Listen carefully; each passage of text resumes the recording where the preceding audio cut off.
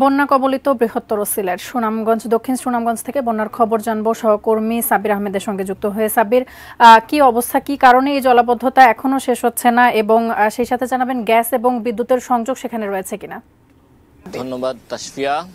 এই মুহূর্তে আমরা রয়েছি দক্ষিণ সুনামগঞ্জের আস্তুমা গ্রামের এলাকায় এবং আপনারা হয়তো দেখে মনে হতে পারে যে এটি কোনো খাল বা বিল, কিন্তু আসলে এটি কোনো খাল বা বিল না। এটি হচ্ছে মূল সড়ক থেকে এই আস্তুমা যে গ্রামটি রয়েছে এই গ্রামে আসার যেই রাস্তাটি, প্রধান সড়কটি, সেই সড়কটি হচ্ছে এটি। এবং দেখতে পাচ্ছেন যে এখানে আসলে মানুষজন হাঁটাচলা করে আসছে, কিন্তু এই পুরো রাস্তাটি আরো বেশি পানির নিচে ছিল। এখন ধীরে ধীরে পানি কমতে শুরু করেছে এবং যেই স্রোত দেখতে পাচ্ছেন এই স্রোতটি মূলত ভারতের যে মেঘালয় রাজ্য রয়েছে সেই মেঘালয় রাজ্যের যে পাহাড়ি ঢলের পানি, সেই পাহাড়ি ঢলের পানি অনেকটা স্বচ্ছ, কিন্তু এই পানি আসলে এখন এখানকার মানুষের জন্য কাল হয়ে দাঁড়িয়েছে, অভিশাপ হয়ে দাঁড়িয়েছে।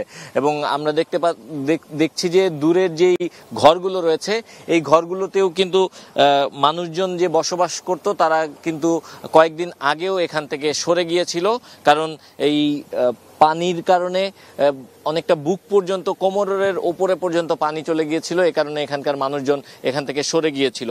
আমরা এখানকার সাধারণ মানুষের সঙ্গে একটু কথা বলতে চাই যে তারা কি অবস্থার মধ্য দিয়ে ছিলেন এবং এখন তো পানি ধীরে ধীরে কমতে শুরু করেছে, তাদের সামনে কি অবস্থা হবে, কি মনে হচ্ছে একটু যদি বলতেন। আমি আর কি বলবো, আমরা তো গড় ছিল তো পানি আমাদের বাসায়, আর আমরা ছিলাম উপজেলা ছিলাম কয়েকদিন। আমরা এখন পানি কিছু কমছে, এখন আমরা বাসাতে আছি বর্তমানে। পানি আমরা যদিও কিছু কমছে, কিন্তু মানুষের যে ভোগান্তি, মানুষের যে ক্ষয়ক্ষতি, এগুলা সীমা ছাড়া। গড়ের দরজায় মানুষের অনেক ক্ষয়ক্ষতি, বাঁশ ফালা টিনুন অনেক সময় ক্ষতি হইয়া মানুষ এটারে মেনটেন করতে পারছে না, তৈরি করতে পারছে না। খুব একটা অশান্তি এবং ভোগান্তির মধ্যে আছে।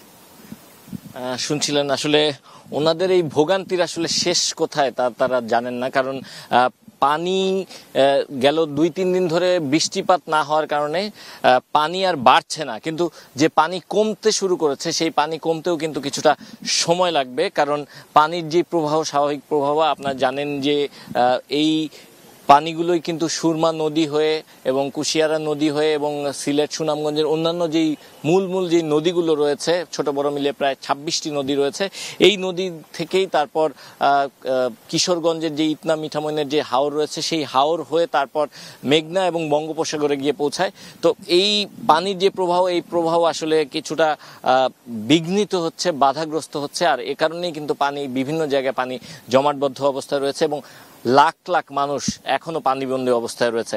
এবং আমরা যেই জায়গাটিতে রয়েছি এখানেও অনেক মানুষ, প্রচুর সংখ্যক মানুষ এই গ্রামের, তারা কিন্তু পানিবন্দী অবস্থায় ছিলেন। এখন কিছুটা পানি কমতে শুরু করেছে, কিন্তু যেটি এখানকার মানুষজন বলছিলেন যে তাদের যে ভোগান্তি, সেই ভোগান্তি আসলে কখন শেষ হবে তা তারা বলতে পারছে না। এবং সবচেয়ে বড় যে সমস্যাটি, বিশুদ্ধ খাবার পানির তীব্র সংকট এখানে রয়েছে। এ কারণে এই খাবার পানি সংগ্রহের জন্য তাদের অন্যত্র গিয়ে তারপর পানি সংগ্রহ করে নিয়ে আসতে হচ্ছে। তো এই ছিল আমার কাছে এই মুহূর্তে আস্তুমা যেই গ্রামটি দক্ষিণ সুনামগঞ্জের, সেইখান থেকে বন্যা পরিস্থিতির সবশেষ তথ্য।